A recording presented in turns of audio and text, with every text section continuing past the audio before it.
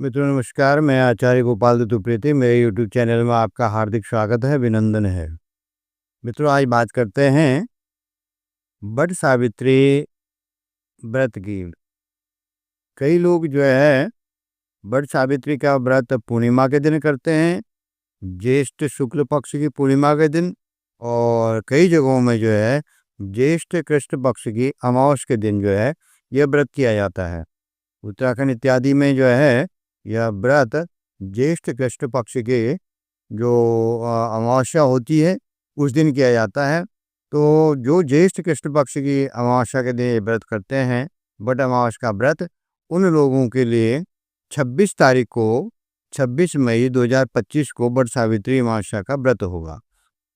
तो आज मैं आपको वट सावित्री की व्रत की जो कथा है उसके बारे में बताने के लिए उपस्थित हुआ हूँ कि वट सावित्री का व्रत क्या है, क्यों व्रत किया जाता है, किसने इस व्रत को किया।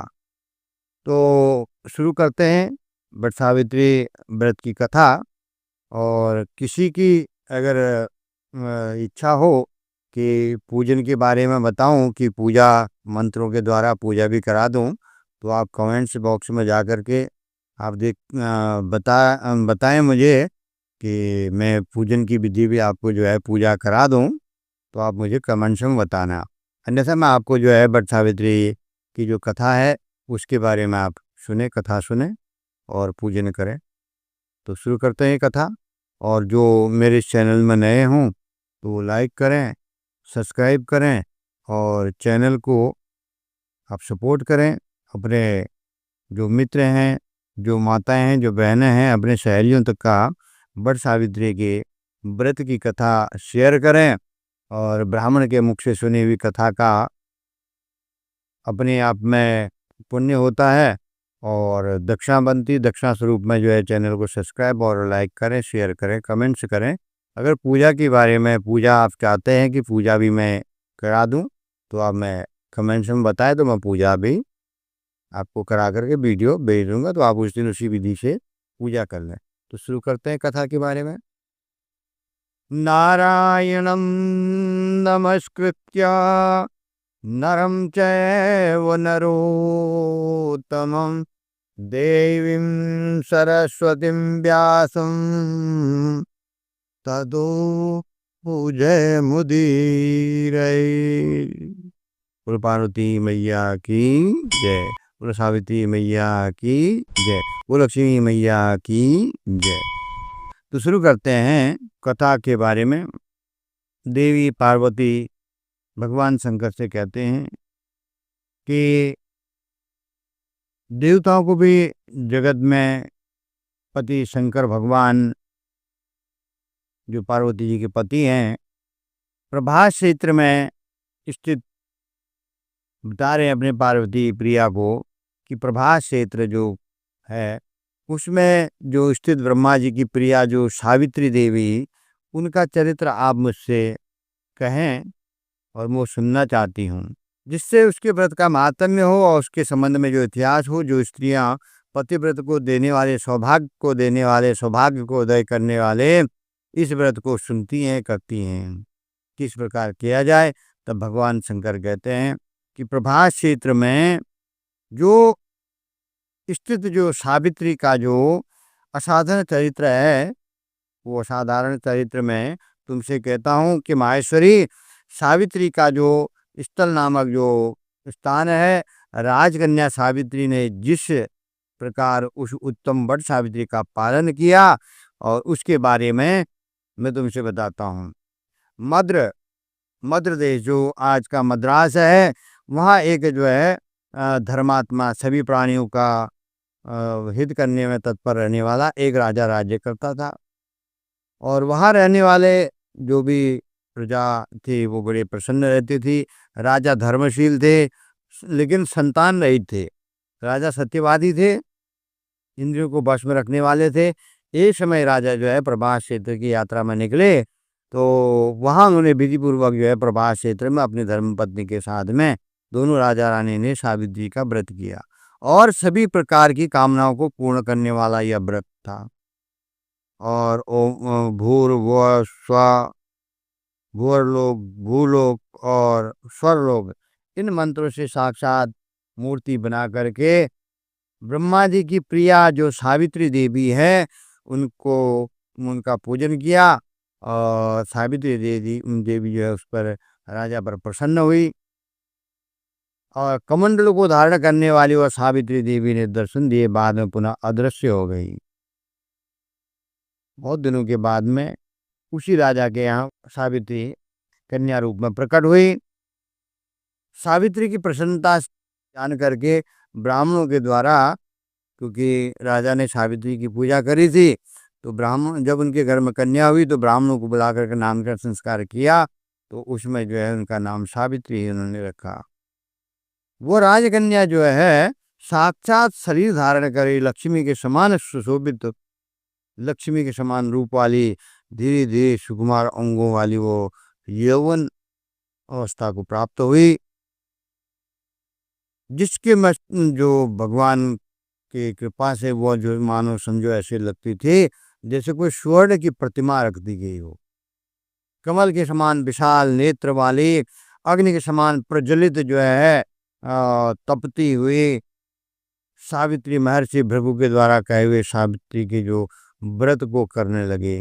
भृगु ऋषि ने जो सावित्री का व्रत कहा था, सावित्री उस व्रत को करने लगी, जिसके आरंभ में सुंदर वर्ण वाले उपास करने वाले सावित्री की प्रतिमा को पास जा करके अग्नि में हवन करके ब्राह्मणों से स्वस्तिवाचन कराया, और ब्राह्मणों को दान इत्यादि दे करके जो है उन्हें ब्राह्मणों के पुष्पांजलि ग्रहण करके सखियों से घिरी हुई वह लक्ष्मी के समान सुंदर रूप से सुशोभित हुई, और वारारोहा वह कन्या राजकन्या के समीप में जाकर के पिता के चरणों में प्रणाम करके प्रथम प्राप्त जो पुष्पांजलि थी उसको निवेदित करके हाथ जोड़ के राजा के पार्श्व भाग में जो है स्थित हो गई।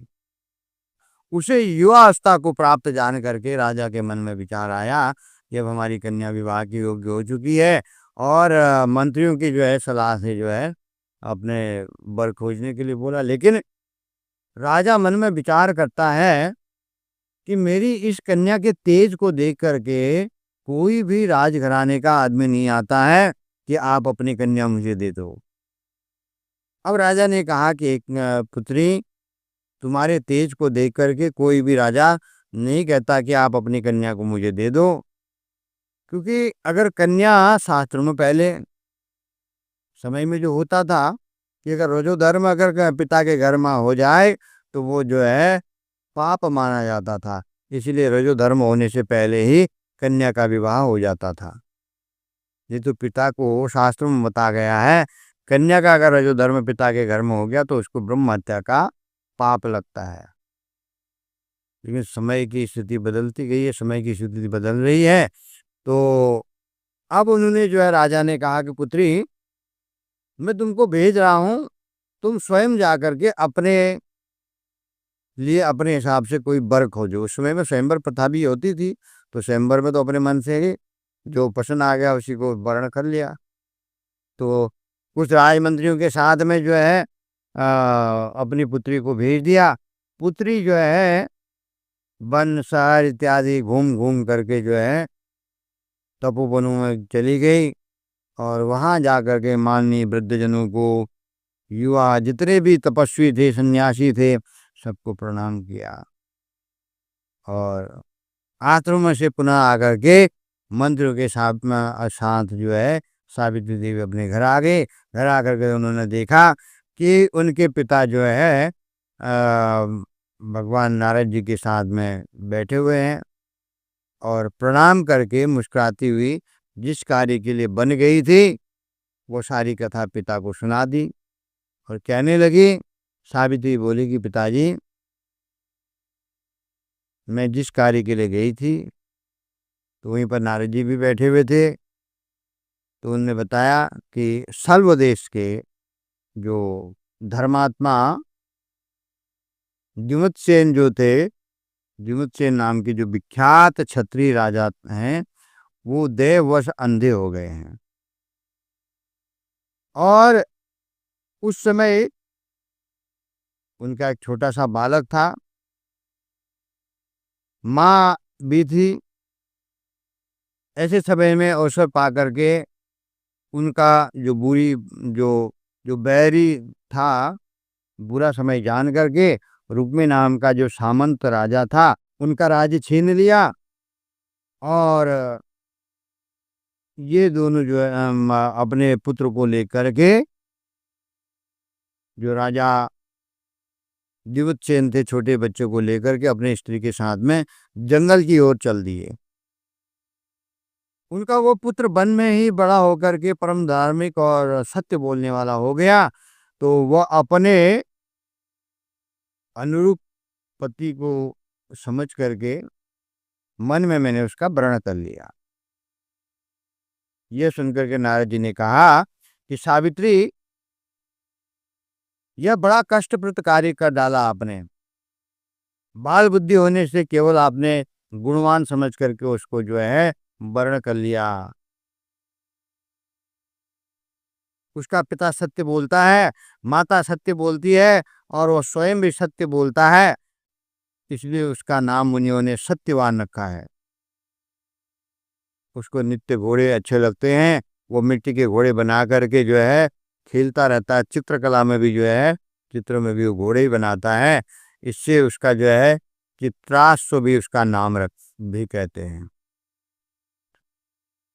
सत्यवान दान और गुण में रंतिदेव की शिष्य के समान है। ब्राह्मणों की रक्षा करने वाला सत्यवादी औशधर शिव के समान है। और ययाति के समान उदार, चंद्रमा के समान दिखने में प्रिय लगने वाले हैं। रूप में दूसरे अश्विनी कुमार के समान, दिवतसेन के समान वह बलवान है, किंतु उनमें एक ही दोष है, दूसरा कोई नहीं। सत्यवान आज से ठीक 1 वर्ष पर 6 आयु हो जाने से देह त्याग कर देगा। बात सुनकर के राजकन्या सावित्री ने कहा कि राजा लोग किसी को कोई जवान देते हैं तो एक बार, ब्रह्मवेता ब्राह्मण एक ही बार कहते हैं, और एक ही बार कन्या दी जाती है। ये तीनों कर्म एक ही बार होते हैं, बार बार नहीं होते हैं। इसलिए दीर्घायु हो अथवा अल्पायु हो, गुणवान हो अथवा निर्गुण, वर को एक बार वर्ण कर लिया, अब दूसरे को वर्ण करने की मैं नहीं कर सकती। पहले मन में जो निश्चय कर लिया, बाद में उसे वाणी द्वारा प्रकट किया जाता है, पुनः उसके बाद कर्म किया जाता है। इससे प्रत्येक कार्य में मन को प्रमाण माना जाता है, अर्थात मन के विरुद्ध कार्य नहीं किया जाता है। तब नारद जी कहते हैं कि हे राजन, यदि आपको भी इष्ट हो तो अपनी पुत्री सावित्री का कन्यादान निर्विघ्नता के साथ शीघ्र ही संपन्न कर डालो। ऐसा कह करके नारद जी आकाश मार्ग से स्वर्ग को चले गए। और इसके बाद जो है राजा ने शुभ मुहूर्त जान करके समीपवर्ती वेदों के पारंगामी जो ब्राह्मण थे, उनको बुला करके अपनी पुत्री का सावित्री का विवाह कार्य संपन्न किया। और तंगनी जो सावित्री मनोभिलाषित सत्यवान को पति को पा करके ऐसे प्रसन्न हुई, और पुण्यवान पुरुष स्वर्ग को पा करके प्रसन्न होता है, इस प्रकार वो सावित्री प्रसन्न हुई। पुनः शिव जी पार्वती से कहते हैं कि हे पार्वती, इस प्रकार उस आश्रम में उस समय रहते हुए सावित्री और सत्यवान को कुछ समय व्यतीत हुआ। उस समय केवल एक भार्या सावित्री के मन में दिन रात एक ही बात नारद जी की बार बार याद आती थी। समय बीतता गया। कुछ समय के बाद में मरण काल आ गया निश्चित, जो तिथि नारद जी ने बताई थी, उस तिथि में सत्यवान को मरना था। अतः सावित्री नारद जी की कही हुई मरण तिथि को हृदय में गिनती हुई शुक्ल पक्ष की द्वादशी तिथि, ज्येष्ठ मास के शुक्ल पक्ष की द्वादशी तिथि को सायकाल में, आज से चौथे दिन मेरे पति का मरण हो जाएगा, यह सोच करके 3 रात्रि तक उन्हें निराहार व्रत करने किया, और उद्देश्य रख करके रात दिन आश्रम में स्थिर रूप से रहने लगी। 3 दिन तक बिल्कुल निराहार व्रत किया। तीन रात्रि बीत जाने के बाद में प्रातःकाल मरण तिथि वाले दिन स्नान करके देवताओं का तर्पण करने के बाद चारुहासिनी सावित्री ने सास ससुर का पाद बंधन किया। इसके बाद में सत्यवान जो है जंगल को जाने लगा कुल्हाड़ी लेकर के, कि जंगल में जाता हूँ, जंगल से कुछ फल इत्यादि और समिधा इत्यादि लेकर के आता हूँ। तो सावित्री भी उनके पीछे पीछे चल दी। वन में पहुंच करके सत्यवान जल्दी फल पुष्प समिधा इत्यादि इकट्ठा करने में लग गया, और इधर में जो है मन में विचार आया कि फटाफट जो है जल्दी जल्दी में जो है एकत्रित कर लेता हूँ, तो जिससे जो है जल्दी चलेंगे। लकड़ियां काट जैसे लकड़ियां काट रहा था, तो उसी समय में उसके सर में पीड़ा उत्पन्न हुई, और वो पीड़ा असहनीय हो गई, जिससे वो उसने लकड़ियां काट करके छोड़ करके एक बड़े वृक्ष के नीचे आ गया, और शाखा का सहारा लेकर के सावित्री से कहने लगा कि सुंदरी, सिर में की वेदना से बहुत दुख हो रहा है, और मैं तुम्हारी क्या थोड़ा गोद में क्षण भर सोना चाहता हूँ। सावित्री ने दुखित होकर के कहा, हे महाभाव, आप विश्राम करें, पीछे हम श्रम को दूर करने वाले आश्रम चलेंगे। जैसे ही पृथ्वी पर बैठी हुई सावित्री ने सत्यवान के सर को अपने गोद में रखा, तो इतने में क्या देखती है कि कृष्ण मिश्रित जो पिंगल वर्ण किरीटधारी पीत वस्त्र पहने हुए साक्षात मानो भगवान सूर्य के समान उदित हुए ऐसे पुरुष को उसने अपने सामने देखा।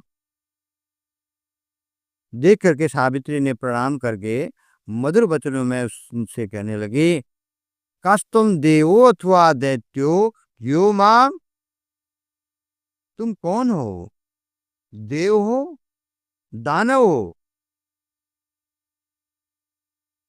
धर्षि तुम आगता, इस धरती में तुम आए हो, कौन हो तुम?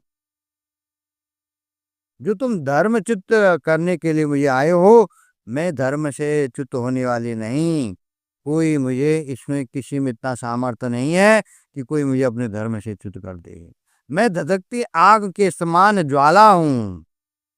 तब यम ने, जो भगवान यम आए थे वहां पर साक्षात, तब उन्होंने कहा कि मैं सब प्राणियों के लिए भयंकर और कर्मानुसार उनका उचित दंड देने वाला यम हूँ। सो हे पतिव्रता सावित्री के समीप पड़े हुए तुम्हारे इस पति की आयु समाप्त हो गई है, इसे यमदूत नहीं ले जा सकते, इसलिए मैं स्वयं आया हूँ। इसको लेने के लिए मुझे स्वयं आना पड़ा। ऐसा कह करके पास को लेकर के यमराज ने सत्यव्रत सत्यवान के शरीर से जो अंगुष्ठ मात्र जो शरीर के अंदर में प्राण है उसको खींच लिया, और खींच करके जो है वो बलपूर्वक निकाल करके आगे की ओर चलने लगा, और इसके बाद में पितृगणों से सेवित वो यमपुरी की ओर आगे को बढ़ा। जैसे चलना शुरू करा, वरारोहा जो सावित्री भी उनके पीछे चली। यम ने पतिव्रता होने के नाते चलने में थकती जो पतिव्रता स्त्रियां होती, कितना भी श्रम हो, कितना भी चलना पड़े, तो थकती नहीं है। तो सावित्री, एक मुहूर्त हुआ तुम यहाँ तक मेरे साथ आई, अब लौट जाओ। हे विशाल नेत्र वाले, कोई भी जीव बिना आयु समाप्त हुए इस यमपुरी के मार्ग में नहीं आ सकता है। तब सावित्री ने कहा, न श्रमो न च मे ग्लानि कदाचित में जायते भर्तारमनुगच्छत्याम विशिष्टस्य सन्निजो। सावित्री ने कहा, आप जैसे विशिष्ट पुरुष के साथ पति का अनुगमन करती हुई मुझे कभी भी श्रम और ग्लानि नहीं हो सकती, इसलिए मैं थक नहीं रही हूं, न मुझे कोई ग्लानि हो रही है। संतो संतो गणिर नारियो स्त्रीणाम भर्ता सदागति। सज्जनों की गति मतलब सहारा, एकमात्र सज्जन ही, दूसरा नहीं। सज्जन का सहारा सज्जन ही हो सकता है। इसी प्रकार स्त्रियों की गति उनका पति है, वर्णाश्रम की गति वेद, और वेद और शिष्यों की गति गुरु है। इसलिए इस पृथ्वी तल में सब प्राणियों के लिए स्थान है, किंतु स्त्रियों के लिए एकमात्र पति को छोड़ करके दूसरा कोई आश्रय, दूसरा कोई स्थान नहीं है। इस प्रकार से धर्म तथा अर्थ से भरे हुए सुंदर मधुर अन्य वाक्यों को सुनकर के सूर्यपुत्र यमराज बड़े प्रसन्न हुए। प्रसन्न होकर के सावित्री से यह बात कही,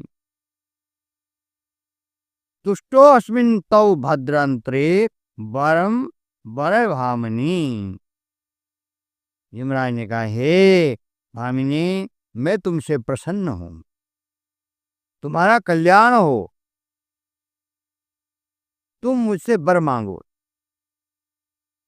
सावित्री ने विनय से सिर झुका करके अपने लिए राज्य पाने का वर मांगा, और उसके बाद में चक्षु प्राप्तिं तथा राज्यम ससुरस्य महात्मना पितु पुत्र शतम चैव पुत्राणाम शतमात्मना। ससुर, जो महात्मा ससुर है मेरे, उनको शक्ति दो, उनको उनका पुनः राज्य वापस दे दो, उनकी जो आंख से दिखाई नहीं देता है उनको नेत्र दे दो, पिता के लिए 100 पुत्र दे दो और मेरे लिए भी 100 पुत्र दे दो। पिता के लिए भी 100 पुत्र का वरदान मांग लिया, अपने लिए भी 100 पुत्र का वरदान मांग लिया। अब यमराज ने तथास्तु बोल दिया। तथास्तु तो जैसे बोल दिया, उसके बाद में सोचने लगा, अब मैंने तो इसको पुत्रवती का आशीर्वाद दे दिया, पति को मैं ले जा रहा हूं, तो इससे जो है मेरा ये आशीर्वाद व्यर्थ हो जाएगा। तब उनकी भक्ति से यमराज प्रसन्न होकर के और पति को पुनर्जीवन दान, और सावित्री ने कहा कि मुझे आपने पुत्रवती होने का तो वरदान दे दिया, तो पुत्रवती तो जब मैं जो होंगी, जब मेरे पति को पुनर्जीवन आप दान देंगे। मैं आपसे प्रार्थना करती हूँ कि मेरे पति को पुनर्जीवन दान दें और निरंतर हमारी जो है धर्म की सिद्धि प्राप्त करने का वरदान भी दो, हमारी धर्म बुद्धि में हमारा मन लगा रहे। इस प्रकार वर मांगने पर धर्मराज यमराज ने भी उसे अभिष्ट वर प्रदान करके वापस किया, और इसके बाद सावित्री पति का जीवन दान प्राप्त करके प्रसन्नचित्त होती हुए अपने पति के साथ शांति से अपने आश्रम में चली आई। सावित्री ने ज्येष्ठ की पूर्णिमा के दिन, कई लोग पूर्णिमा को करते हैं, कई लोग अमावस्या को इस व्रत को करते हैं, व्रत को किया, जिसके प्रभाव से राजा जो ससुर थे, वो पहले राजा थे, नेत्रहीन होने के कारण उनका राज्य दूसरे ने छीन लिया, तो उनको पुनः नेत्र प्राप्ति हुए। उसके बाद में निष्कंटक अपने देश में जाकर के राज्य की प्राप्ति हुई, और सावित्री के पिता के 100 पुत्र हुए, सावित्री को भी 100 पुत्र प्राप्त हुए। इस प्रकार से सावित्री व्रत की संपूर्ण महत्व को मैंने तुमसे सुना दिया, तुमसे कहा। तो भगवान शंकर कहते हैं कि पार्वती, ये मैंने तुमको सब सुना दिया, अब तुम क्या सुनना चाहते हो? तब माँ पार्वती कहती है कि प्रभु, देवी सावित्री के द्वारा किया हुआ वह महान व्रत किस प्रकार का है, ज्येष्ठ मास में उसका क्या विधान है, और विस्तार पूर्वक आप मुझसे इस व्रत को कहें। तो भगवान कहते हैं कि सावित्री ने व्रत को आदर पूर्वक सुनो। माता सावित्री को जिस प्रकार से उनका व्रत किया जाता है मैं कहता हूँ। ज्येष्ठ शुक्ल पक्ष या कृष्ण पक्ष की त्रयोदशी के दिन प्रातः दंत धावन कर चुकने के बाद में 3 रात्रि तक का उपवास करना चाहिए, और यदि व्रती अशक्त हो, असमर्थ हो, तो जितेंद्र अगर व्रत नहीं कर सकता 3 दिन का, तो 1 दिन का ही कर ले। और जितेंद्रिय होकर के त्रयोदशी की रात्रि से उपवास करने से चतुर्दशी के दिन बिना मांगे प्राप्त हुए अन्न को ग्रहण करके और पूर्णिमा के दिन उपवास करें और प्रतिदिन तालाब या महानदी में जा कर के कूप इत्यादि में स्नान करें। और विशेष करके पूर्णिमा के दिन सरसों और मृतिका से स्नान करना चाहिए। अमावस्या के दिन जो है काले तिल और मृतिका और या तेल से जो है स्नान करना चाहिए। प्रशस्त अटने लायक मात्र के जो थोड़ा सा शरीर में लगाने लायक बालू हो, उनसे, जौ से और तिल से भरे हुए 2 वस्त्र और टुकड़ों से वेष्टित बांस की डलिया बनाएं। उसमें सुशोभित होकर के माँ सावित्री की प्रतिमा और ब्रह्मा जी की प्रतिमा को रखें और विधि विधान से जो है उनका पूजन करें। उनको पुष्प इत्यादि अर्पित करें। माँ सावित्री के लिए लाल वस्त्र और ब्रह्मा जी के लिए श्वेत वस्त्र का दान करें और असद जो उनका पूजन विधि विधान से करें। किसी अगर सुविधा हो, ब्राह्मण के द्वारा जो है पूजन करके, मंत्र के साथ पूजन करके सावित्री का और ब्रह्मा जी की स्थापना करें। और पुराणों में मंत्र कहे हैं, उन मंत्रों के द्वारा पूजन करें। यह सब जो है पूजन करने के बाद में सावित्री और ब्रह्मा जी का विवाह विधि से उनको विवाह भी करें, उनको संपन्न करें। और 7 द्विज दंपति ब्राह्मण और ब्राह्मणियों को जो है सफ़ेद वस्त्र और लाल वस्त्र का दान करें। ज्ञाता ब्राह्मण जो हो तो उसको सावित्री की प्रतिमा को दान करें। इस प्रकार विधि विधान से अग्निहोत्र इत्यादि वाले ब्राह्मणों को दान करें। बुद्धिमान और स्थिर बुद्धि वालों को बुला करके भोजन इत्यादि कराएं। उसमें जो भोजन सावित्री के और बट वृक्ष के नीचे ही ये सारा पूजन किया जाता है और उसी के नीचे जो है सररस भोजन बनाएं। अमर खट्टा इत्यादि जो है नहीं होना चाहिए। मीठा भोजन घृतपूर्ण जो है दूध में, घी में, गुड़ में इत्यादि में पका हुआ जो है सररस भोजन होना चाहिए। और शिखरणी, शिखर दान करने वाली युवतियाँ सभी फल को प्राप्त करती हैं, इसमें कोई संदेह नहीं है। मोदक लड्डू का दान करें और जो मोदक लड्डू का दान करता है संपूर्ण कुल सर्व प्रकार की सिद्धियों से भरा पूरा रहता है, ऐसा पितामह ब्रह्मा जी वचन देते हैं। 8 वर्ष की गौरी कन्या को भोजन कराने से विशिष्ट फल प्राप्त होता है और जन्म जन्म में सौभाग्यशाली पुत्री पतिव्रता धन की वृद्धि से सुशोभित होकर के और सहस्त्रों को भोजन कराने वाली होती है। मुख्य पान पीने योग्य पदार्थ जो है हृदय में प्रिय लगने वाले मधुर और द्राक्षा, अंगूर का शरबत, पान इत्यादि, गुड़ से युक्त इमली, पान, खांड से बने हुए मीठे शरबत के अतिरिक्त अन्य जो कोई भी वर सुगंधित पान हो द्विज दंपतियों को देना चाहिए, पिलाना चाहिए उनको। और विधि पूर्वक पूजन उपवास करना चाहिए। उनको जो है धोती, साड़ी, कंचुकी आदि पहना करके कुंकुम आदि से सुशोभित करके उनको वस्त्रदान इत्यादि करें, जो उनको मनोहर लगे, जो उनको शुभ लगे। ऐसा नहीं कि आपने दान दे दिया। दान कई लोग देते हैं और ऐसा कपड़ा देते हैं कि वो जो है एक बार पानी में डालो छन करके आता है और बड़े सुंदर ढंग से वो दान देते, लेकिन उस दान को देने का कोई आपका औचित्य नहीं। जो दान आपने दिया तो दूसरा उस दान को ग्रहण करने के बाद प्रसन्न होए तो तभी आपको आशीर्वाद देता है। जब कोई आपने जा किसी को वस्त्र दिया, वो वस्त्र ऐसा दे दिया कि आप वो पहनने योग्य नहीं है, ऐसे भी वस्त्र चलते हैं आजकल। तो इसीलिए ऐसा वस्त्र दान करें जिससे कोई पहन सके। तो ये सब विधि विधान से करें। और बरगद के पेड़ की जो है नीचे पूजन किया जाता है, परिक्रमा करी जाती है। बरगद के पेड़ के नीचे जो है विधि पूर्वक जो है सावित्री का पूजन करें। 108, 54 अथवा 27 प्रदक्षिणा, जिसकी जितनी हो सके पूजन करने के बाद में प्रदक्षिणा करें।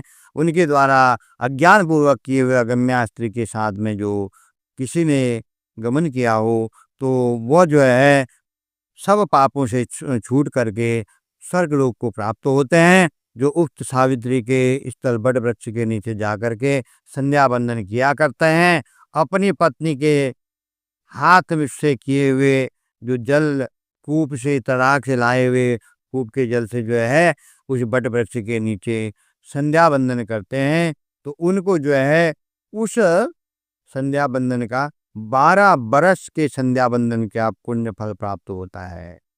और जो व्रत करते हैं, अश्वमेध फलम स्नाने दाने 10 गुणम तथा उपवासे तरंते कथाया श्रवणे तथा, जो पांडु कूप में स्नान करने से अश्वमेध यज्ञ का फल प्राप्त होता है, दान देने से 10 गुना फल, और उपवास करने तथा कथा सुनने से अनंत पुण्य के फल की प्राप्ति होती है। यह स्कंद पुराण के अंतर्गत यह कथा आती है। यह सावित्री कथा का पूजन का विधान मैंने आपको बताया। और स्कंद पुराण के अंतर्गत में प्रभास खंड में स्थित यह 66वां अध्याय में यह कथा सावित्री व्रत की कही गई है। जो लोग भी सावित्री के व्रत की करते हैं, कथा को सुने और अपने मित्रों को भी, अपने सहेलियों को भी इस कथा को शेयर करें।